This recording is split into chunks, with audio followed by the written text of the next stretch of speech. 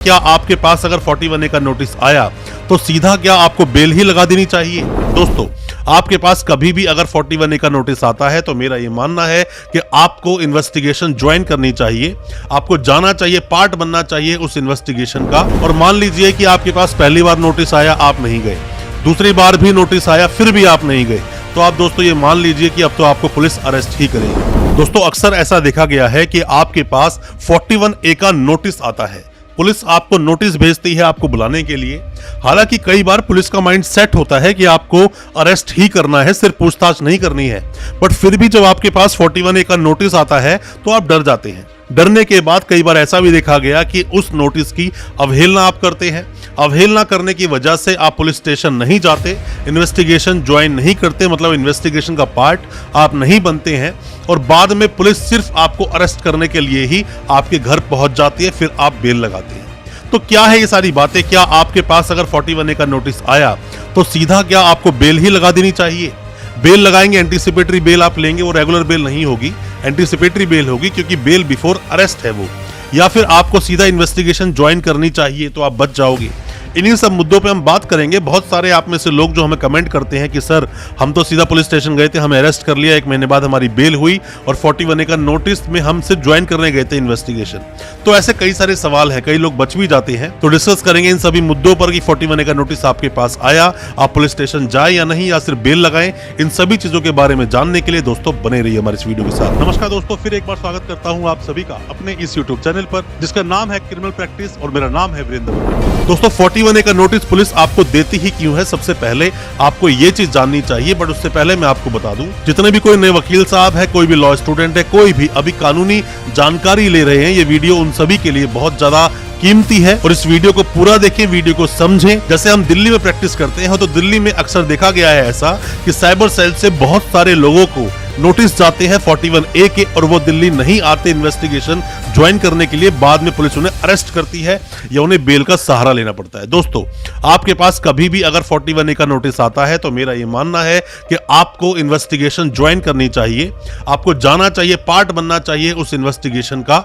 और अगर आपको लगता है कि नहीं, पुलिस हमें जाते ही अरेस्ट कर ही लेगी, मतलब वो छोड़ेंगे नहीं, 41A नोटिस तो आया बट अब पुलिस हमें अरेस्ट ही करेगी, तो ऐसे मामले में मैंने कई बार पहले भी आपको बताया है, किसी भी वकील साहब को, कोई भी वकील साहब आपके जानकार हैं, उन्हें आप साथ लेकर जाइए पुलिस स्टेशन में, या फिर पहले आप उन्हें भेज दीजिए। वो जाएंगे वहां पुलिस स्टेशन में तो पूछ कर आएंगे पूरा माजरा क्या है, पूरा मामला क्या है, और आपको जब बताएंगे उन सब चीजों के बारे में, तो वकील साहब केस को देखकर वैसे समझ जाते हैं कि आपको अरेस्ट ही करेगी पुलिस या आपको इंटरोगेट करने के बाद में छोड़ देगी, ये सब पता चल जाता है। और मान लीजिए कि आपके पास पहली बार नोटिस आया, आप नहीं गए, दूसरी बार भी नोटिस आया, फिर भी आप नहीं गए, तो आप दोस्तों ये मान लीजिए कि अब तो आपको पुलिस अरेस्ट ही करेगी। दोस्तों, 41A का नोटिस क्यों जरूरी है, ये 2 जजमेंट को देखते हुए, एक तो आया Arnesh Kumar versus state of Bihar का, दूसरा आया Satendra Kumar until versus CBI का, जिसमें बताया गया 7 साल तक की सजा के अपराध या फिर 7 साल से कम की सजा के अपराधों में नोटिस देना, 41A का नोटिस देना मैंडेट प्रोविजन है कि आप नोटिस दोगे ही। बट ऐसा देखा जाता है कि पुलिस डायरेक्ट तरीके से लोगों को अरेस्ट कर लेती है। दोस्तों, अगर आप बेल लगाते हैं 41A के नोटिस में, मान लीजिए कि आपने दोनों बार जब आपके पास नोटिस आया आप नहीं गए, आपको स्ट्रॉन्ग एप्रीहेंशन है, आपको लगता है कि अगर आप पुलिस स्टेशन गए तो पुलिस आपको अरेस्ट ही कर लेगी, तो ऐसे में आप लगाते हैं एंटीसिपेटरी बेल। एंटीसिपेटरी बेल आप लगाएंगे सेशंस कोर्ट में, अगर नहीं मिलती हाई कोर्ट जाएंगे, अगर हाई कोर्ट से भी बेल नहीं मिलती सुप्रीम कोर्ट जाएंगे। हमेशा मैं आपको बोलता हूं, बेल लगाने में कोई ऐसी प्रॉब्लम नहीं होती। बेल के लिए आप सुप्रीम कोर्ट तक अप्रोच करें, कहीं भी कोई भी समस्या आपको अगर फिर भी अगर होती है तो आप अगर सरेंडर ही करना चाहते हैं, सरेंडर आप कोर्ट से करें, ना कि पुलिस स्टेशन से। मैं आपको यही एडवाइस करना चाहूंगा दोस्तों। और वैसे अगर देखा जाए कि 41A का जो नोटिस आता है उस सही तरीके से अगर आप कंप्लायंस कर लेते हैं, सही तरीके से आप चले जाते हैं पुलिस स्टेशन अपने वकील साहब के साथ में, या खुद अकेले भी आप चले जाते हैं और जो जो चीजें हैं सही तरीके से बता देते हैं पुलिस को, तो मैं नहीं मानता कि आपके पास दोबारा कोई नोटिस आएगा या फिर आपको पुलिस अरेस्ट करेगी ही। क्योंकि पुलिस आपको ऐसे ही अरेस्ट नहीं करेगी, क्योंकि अरेस्ट करने के बाद कोर्ट को भी बताना पड़ेगा कि आपको अरेस्ट क्यों किया गया है। छोटे से चीटिंग के मामले में या चोरी के मामले में या और भी मामले हो सकते हैं जिनमें भी सजा का प्रावधान 7 साल या 7 साल से कम है। तो ऐसे में एंटीसिपेटरी आप बिल्कुल लगा सकते हैं अगर आपको डर है कि आपको पुलिस अरेस्ट कर ही लेगी। सबसे पहले सेशंस कोर्ट में ही एंटीसिपेटरी बेल लगती है 438 CRPC में, और क्योंकि इसकी बेल मजिस्ट्रेट साहब के पास नहीं लगती एंटीसिपेटरी बेल, तो इसीलिए आपको सेशंस कोर्ट ही जाना पड़ेगा। एंटीसिपेटरी बेल कई बार लोगों को कुछ वक्त के लिए मिलती है, जैसे कि प्रोटेक्शन दे दिया जाता है कि इन्हें तब तक अरेस्ट ना किया जाए, 1 महीने के लिए, 10 दिन के लिए, 15 दिन के लिए। तो ऐसे में आप क्या करते हैं, पुलिस स्टेशन आप जाते हैं, इन्वेस्टिगेशन का आप पार्ट बनते हैं, मतलब कि पुलिस को जाकर आप बोलते हैं कि इन्वेस्टिगेशन में ज्वाइन करने को तैयार हूं।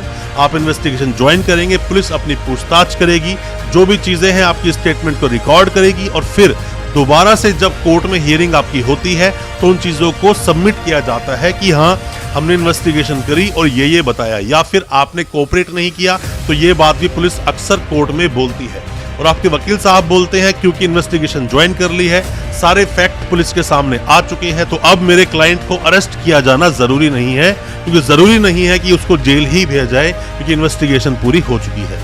तो दोस्तों ये सब सवाल जो आपने मुझसे पूछे थे उनके मैंने जवाब देने की कोशिश की अपने इस वीडियो के माध्यम से। कोई भी सवाल आपके दिल में है आप कमेंट बॉक्स में पूछे या हमें व्हाट्सएप करें, हम आपको रिप्लाई करेंगे। हो सकता है हमारे किसी जवाब से, हमारे किसी रिप्लाई से या सजेशन से आप अपने केस से बाहर निकल सके, आपको कोई हेल्प मिल सके। अच्छा लगा हो आज का वीडियो, हमारे चैनल को सब्सक्राइब करना बिल्कुल ना भूलें, साथ में लगा बेल आइकन जरूर दबा दें ताकि इसी तरह की जो लीगल अवेयरनेस की वीडियोस आपके लेकर आते हैं वो आप तक पहुंच सके सबसे पहले। बहुत बहुत शुक्रिया, धन्यवाद हमारे इस वीडियो के साथ बने रहने के लिए।